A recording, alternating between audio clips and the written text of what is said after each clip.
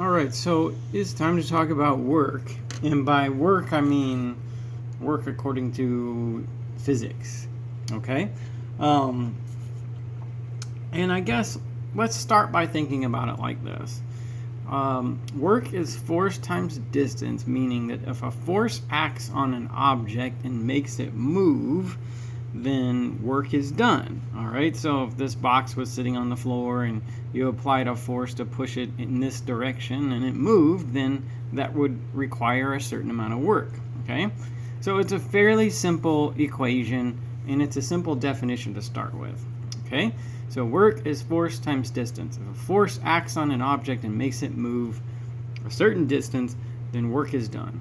Okay, now I guess the fine print is always what we have to worry about in math. Okay, so first of all, with the force, in order for this equation to be applicable, the force has to be constant and it has to act in the direction of motion. So if you weren't pushing this box exactly in the direction it moved, this equation as it is right there wouldn't apply.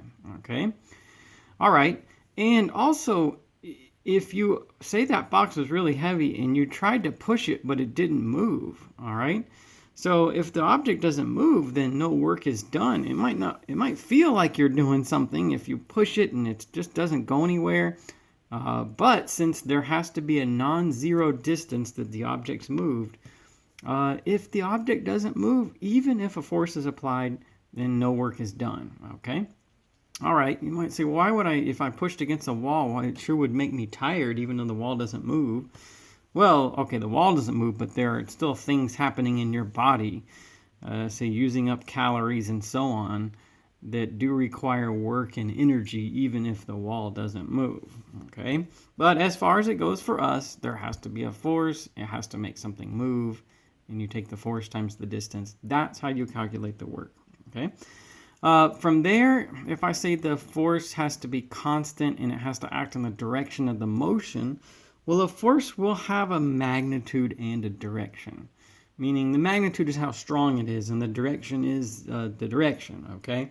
Because I could push against this box, I might push a little bit down, I might push a little bit up. So the direction of the force is applied varies and the strength also varies. Now, if you took physics, you would have learned a force is a vector, meaning it's something that has a magnitude and a direction. To fully specify a force, I have to give you the magnitude and the direction. Okay. All right. Now, so time for a little more fine print. This equation right here, this really simple equation, work is force times distance, is not applicable if the force does not act in the direction of motion. Okay, the force has to be exactly in the direction that the thing moves. And this equation here does not apply if the force does act in the direction of motion, but the force is not constant in magnitude. That turns out to be a calculus problem to solve that.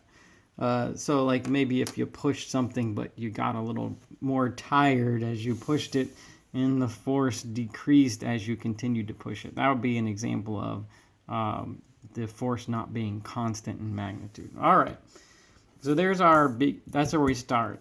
Now, because this is math and physics, this is not just about numbers, there will be measurements involved here. We'll talk a little bit about the units, and as we go through and do problems, I'll say more about the units. As far as units that we might use, we can measure a force in pounds, okay? That's kind of how we think about the force of gravity. Things have weight to them that we could measure in pounds. So I think pounds is a natural unit of measurement for a force for most people. And the distances we might measure in feet or inches or something like that, all right? And as a result, since work is force times distance, we get units like foot pounds, okay? Or inch pounds for work units, all right? So when I say foot pounds, I mean it's a number that's in feet times another number that's in pounds. So that the units of work come from that equation. Work is force times distance. Other less intuitive units for forces are newtons, okay? But, I mean, it's measuring the same thing, so they're convertible. If you're wondering what a newton is, well, it's one way you can measure a force, and a newton is about 0.225 pounds, okay? So if you measured the force in newtons and the distance in meters, then the work units would be newton meters, okay, or newtons times meters. A newton meter is also called a joule. Okay, so those are the units that we'll use most of the time, but we may see some problems as I go through the lesson that have units different than this. We could use tons, all right, as a unit of force. We could use miles for the distance. You know, there's so many different ways that you can measure all these individual things, but I think this is what you'll see the most often. All right, so let's take an example. So suppose a train pulls a car or its cars by a constant force of 13 tons. Well, yeah, train would have to be pretty strong to pull all those cars. And it pulls those cars a distance of 2 miles. Now, of course, like, you know, a train's pulling the cars along the track in exactly the direction that they're moving. So is the force constant in magnitude? Yes, I'm saying the force is constant at 13 tons, and it's acting in the direction that the cars are moving. How much work is done by the train? And can you give me the answer in foot-pounds? Okay. Well, let's see. So I told you the force in tons. So 1 ton is 2,000 pounds. So 13 tons is 26,000 pounds. Okay. So that's the force applied to move those cars on the train. And I wanted it in foot-pounds. So, okay, you move the cars 2 miles. That's how far you push them or pull them. And 1 mile is 5,280 feet, so that's 10,560 feet. Okay, so I told you the force applied in pounds, and I tell you how far in feet that the cars moved. How much work was done? Well, it's force times distance.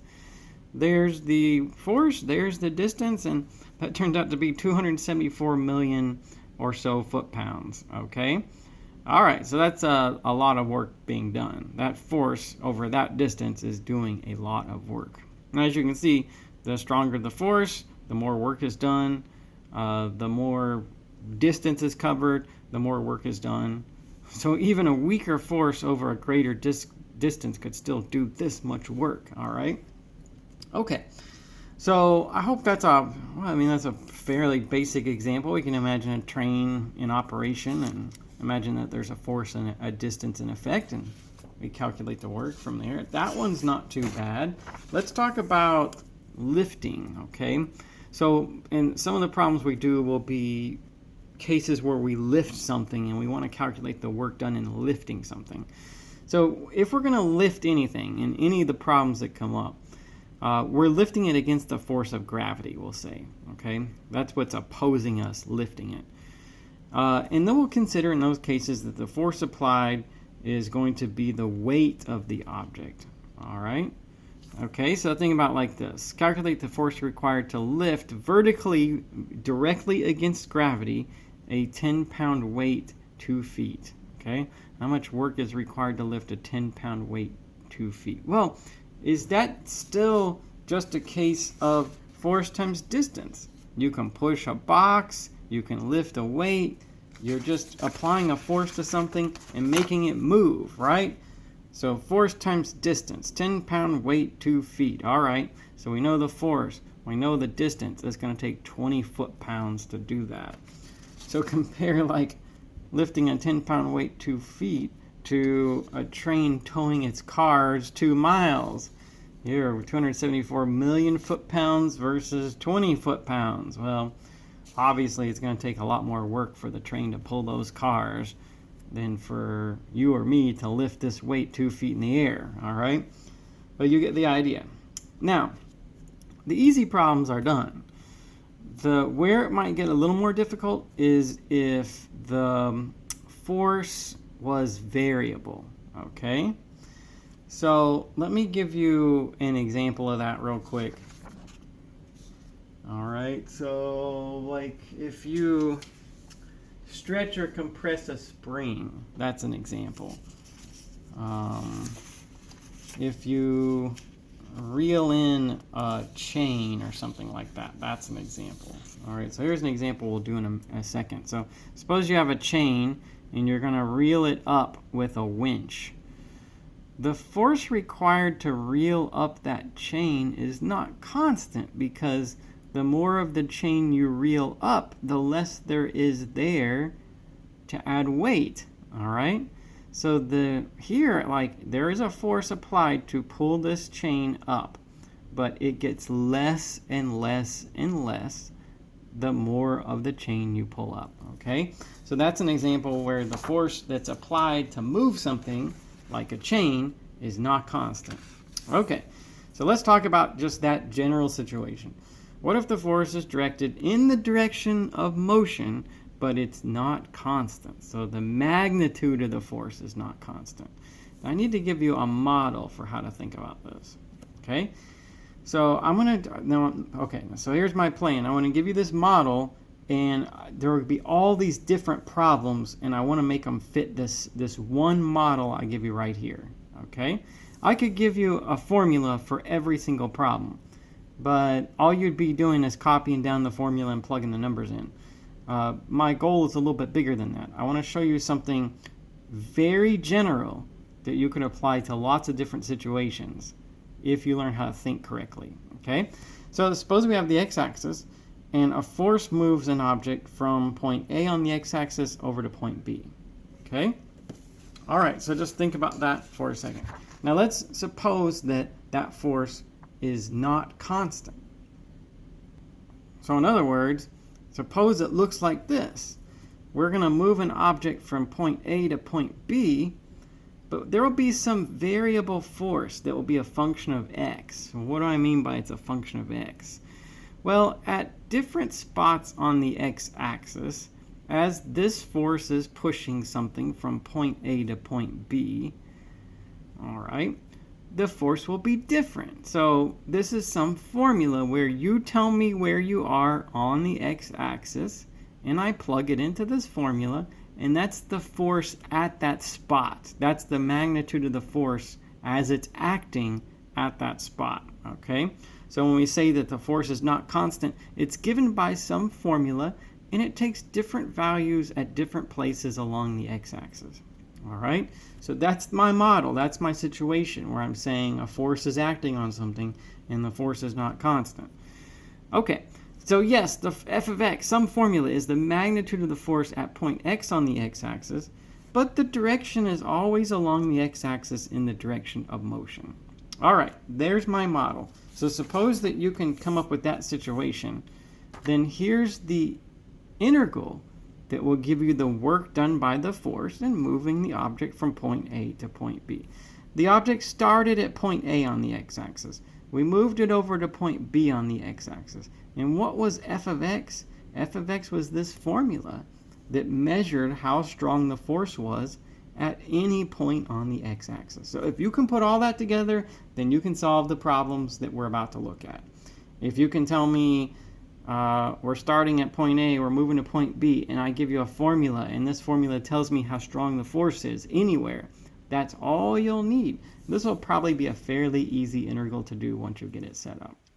Okay, so let's take something that does not really sound like this, okay, or this, and see how we can make it be like that.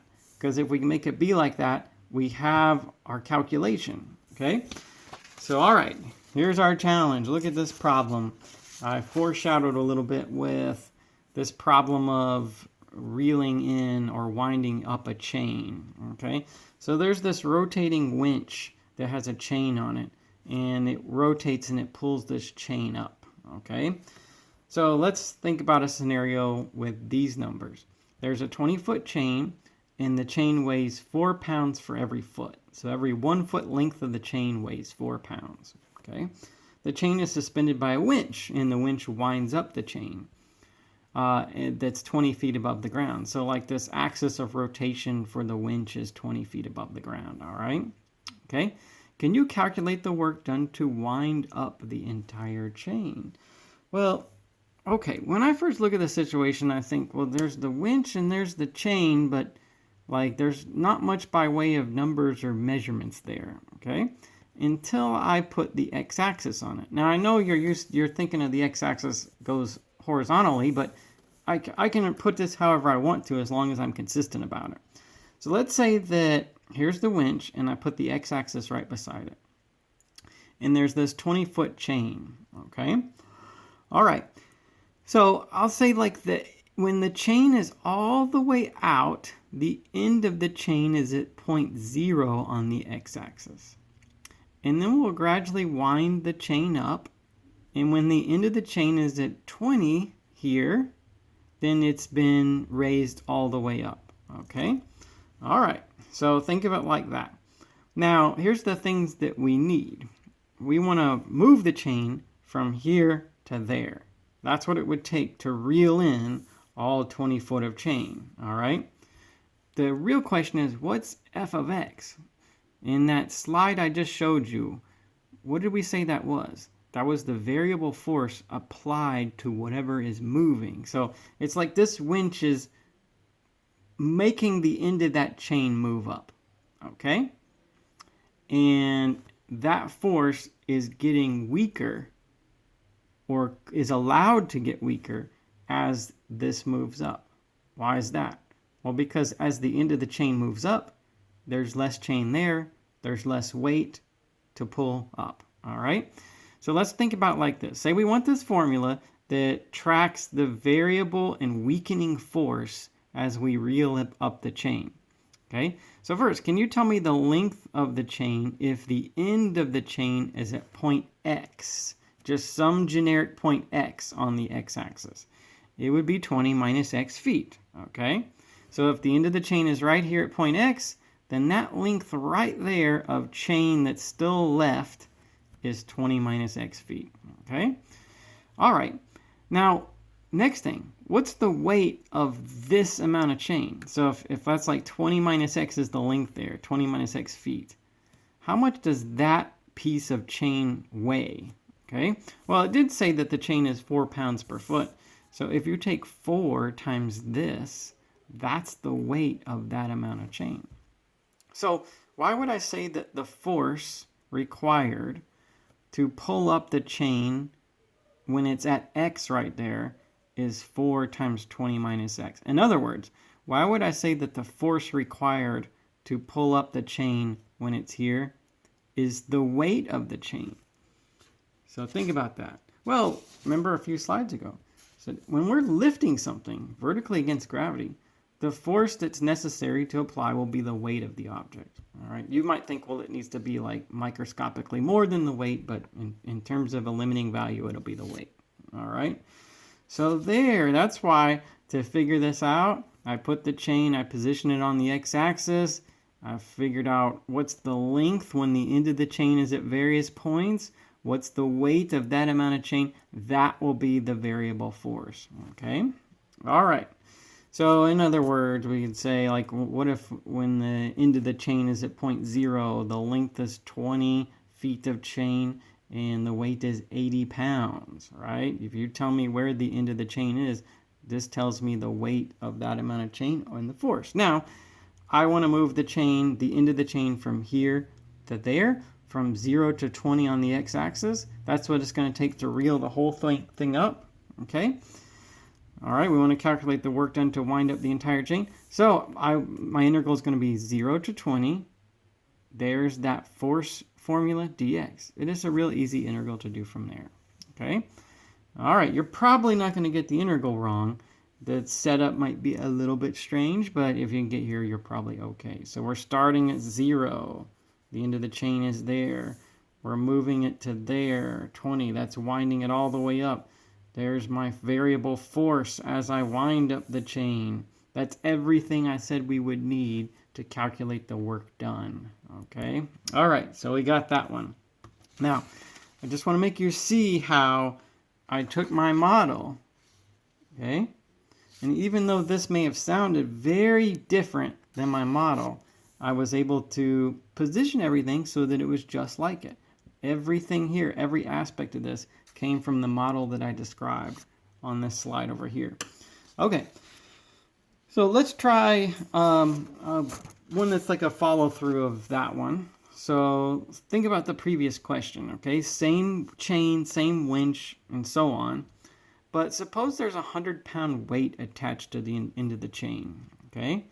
Now, how about this? One, I wanted to do a slightly different problem, but two, I wanted to do this just to emphasize some things I showed you before. So the winch is like located here. Then there's this length of chain. The end of the chain's at point X on the X-axis, right? And then there's this 100-pound weight attached to the end of it, okay? All right, so once again, tell me, if the end of the chain is at point X on the X-axis, what's the length of that amount of chain? It's 20 minus X in feet. What's the weight of that amount of change? Well, the chain is 4 pounds per foot, so that's the weight, plus that extra 100 pounds that's at the end of it. Okay, so that's the total weight. Notice I just added the 100. So this is that variable force. That's the force required to wind the chain up as it gradually gets lighter. Because as you wind the chain up, it's getting lighter and lighter and taking less and less force to move it. All right, so we take that, we put it down here. And I want to wind up the entire chain, so, well, it would be from 0 to 20. If all the chain's out and it's 20 feet in length, that puts the end of it at 0. And if I wind it all up, that puts the end of it at 20. So those are the bounds. I simplify the integral like this. It's pretty easy. I do like that. I get 2,800 foot-pounds. Okay? All right. Now, there I wanted to do another problem, and I also wanted to emphasize some things about the one I just showed you. Is there another way to do this, though? Okay, somebody might think of it like this. They might say, here's all you do. If you're going to take that same chain in the previous question, and you're just going to attach a 100-pound weight to the end of it, then here's what's going to happen. The work required to wind up all 20 feet of chain there is going to be the answer to the previous question, which was 800 foot-pounds, okay? How much work is there to wind up all 20 feet of that chain? 800 foot-pounds, okay? Plus lifting that extra 100-pound weight at the very end, 20 feet. I mean, if you reel up this entire 20-foot chain, and there's that 100-pound weight at the very end, you're moving that 100-pound weight 20 feet, okay? So you can take the answer to the previous question, plus the work required to lift a 100-pound weight 20 feet. So if you do that, say take that number and add this one, then you'll get that. It's another way that you could do it. It's obviously faster, but I just really, really wanted to emphasize how I put all this together. I wanted to emphasize how I read this and envisioned a way to just position it all on the x-axis and find an equation for the variable force as the chain is lifted. Okay? All right. So there's the chain winding problem. Let's do something a little bit different, but it can all be taken back to the same thing. Let's learn a little bit about the gravitational force real quick. And I'll do this just as a setup to our next problem. So you've got the Earth, and then the center of the Earth is here. Okay, and we'll assume that the radius of the Earth is 4,000 miles. Although the surface of the Earth is obviously irregular, it's not going to be 4,000 miles everywhere, or maybe anywhere. But on average, we could say that the radius of the Earth is 4,000 miles. Let's suppose that there's some distance above the surface of the Earth. And let's say that we need to know the distance from this object, maybe a satellite orbiting the Earth or something like that. The distance from that object to the center of the Earth, let's say that that's x. Okay? All right. So here's an equation that comes out of our law of gravitation. The weight of an object out here in space, somewhere above the surface of the Earth, is inversely proportional to x squared, where x is the distance from the object to the center of the Earth. Okay? So we could say it like that, or we could say the weight of that object is k over x squared. K is some constant of proportionality. All right? some constant that we figure out. All right, so let's use this principle and do a little bit of math with it. So suppose that a satellite weighs 5 tons on the surface of the Earth. How much does it weigh if it's 900 miles above the surface of the Earth? Okay. Well, all right, remember that equation. It says the weight of an object is k divided by x squared, where x is the distance between that object and the center of the Earth. Okay.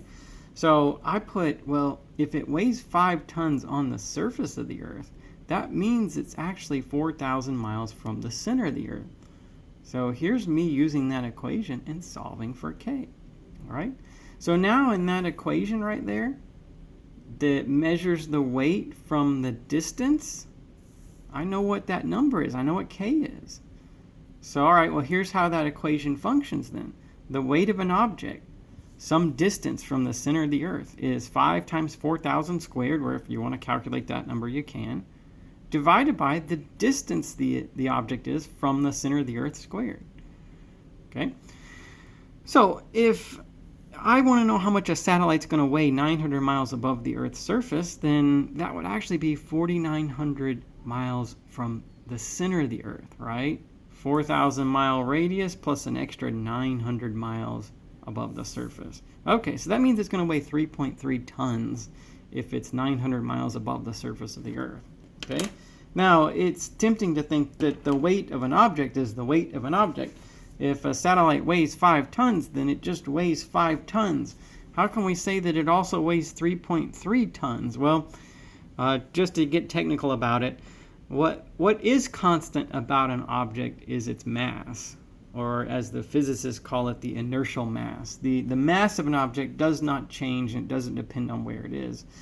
The weight of an object is a function of gravity, and the gravitational pull gets weaker the further away you go from the Earth, the Sun, some other planetary body, anything with mass in the universe. Okay, so that's why I can say, sure, it weighs 5 tons on the surface, but the further you get away from the Earth's surface, the less it's going to weigh. Okay.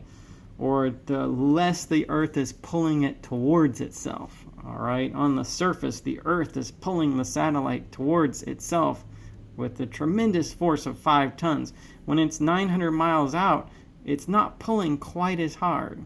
Gravity's still pulling it, but not quite as much. All right. Okay, so let's take a problem that deals with the gravitational force and the concepts that I've just told you about right there. All right.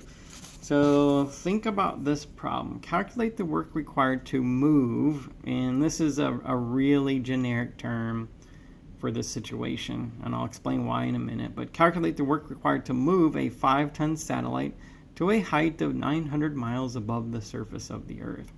I say move because really if a satellite's being propelled, say, by a rocket engine, then there's things that vary about the satellite, like say its weight is going to vary because there's fuel that's being used up by the rocket engine. But let's just say, like, all of that being discounted, if you've got something that weighs 5 tons on the surface of the Earth and you're just going to pick it up and put it out there 900 miles in space, how much work is it going to take? All right. Okay, now here's what I want to do. I give you my model.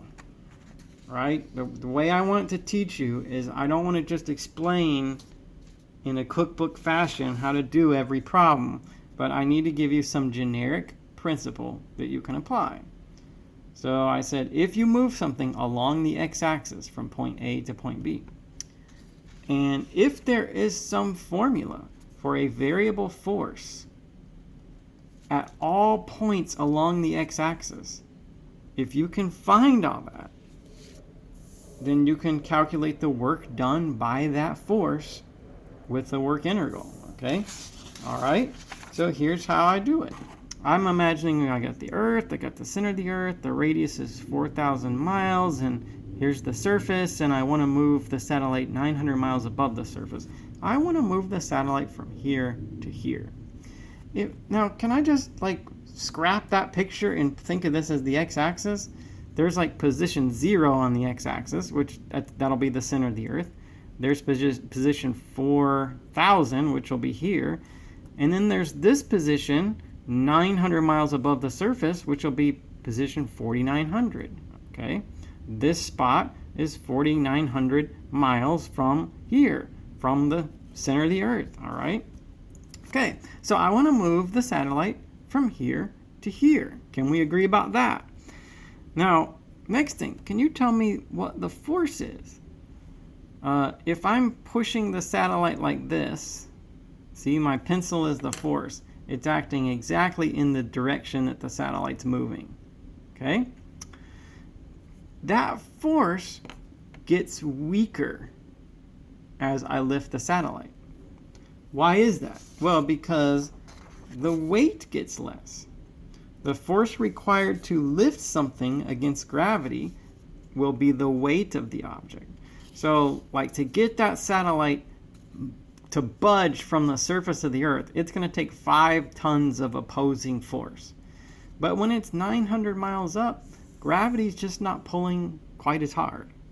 So to continue pushing it when it's 900 miles up, it's only going to take 3.3 tons of force. Okay?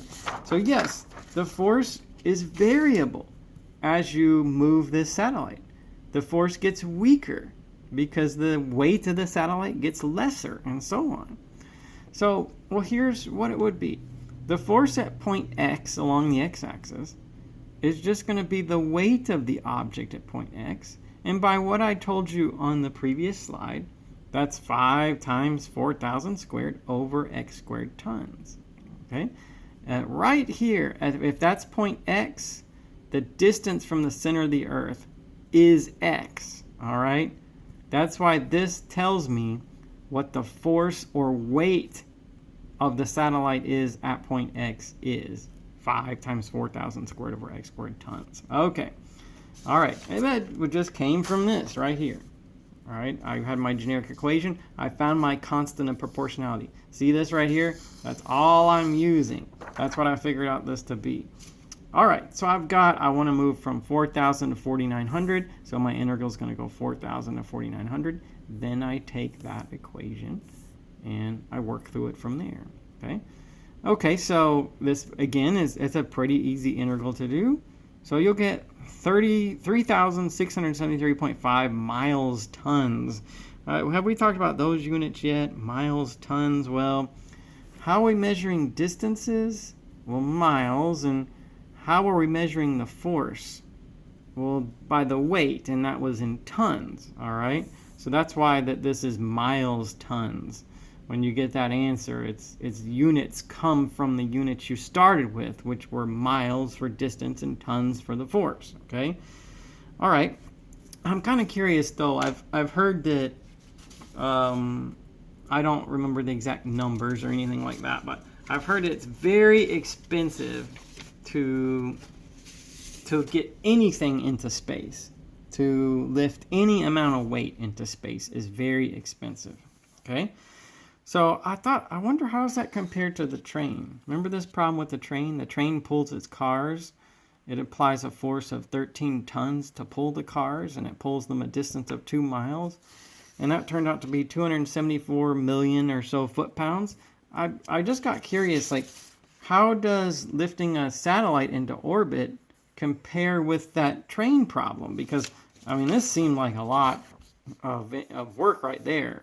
274 million foot-pounds. So anyway, how do we convert miles, tons to foot-pounds? Well, I convert a mile to feet. 1 mile is 5,280 feet. And 1 ton is 2,000 pounds. Okay? And then so we'll get this number, which is so about 42 billion foot-pounds. So that's a lot more. Way more than this train applies. All right, getting the satellite into orbit, 42 billion or so foot-pounds versus a train pulling its cars only 2 miles, 274 million foot-pounds. All right, I was kind of curious how those numbers compared. So I wanted to show you too. So let's do one more problem with the electrostatic force, okay? So you probably heard before that like charges repel. So if I have two positive charges or two negative charges, they want to push each other away. And opposite charges attract, okay? So let's talk about just the component of the electrostatic force that where like charges repel, okay? So let's say you have like and equal charges, and they're going to repel each other. They're going to repel each other with a force that varies inversely as the square of the distance between them. Now, it's hard to think about electrostatic charges because nobody can see them, really. I mean, unless you look at lightning or something. But when I say the electrostatic force, static means not moving, all right? So if you just think, what is an electron like if it's just sitting there? What's a proton like? That's what I'm talking about when I'm talking about a charged particle, all right? But it's a lot like the magnetic force. Now, magnets, I know you've seen magnets. Magnets tend to, like if you're trying to push together two like poles of a magnet, they would want to push each other away, okay? So if I had like a north pole of one magnet and a north pole of another magnet, if I tried to push them together, they would repel each other. But the strength of repulsion would get stronger the closer they got, okay? And it would get weaker the further away they are.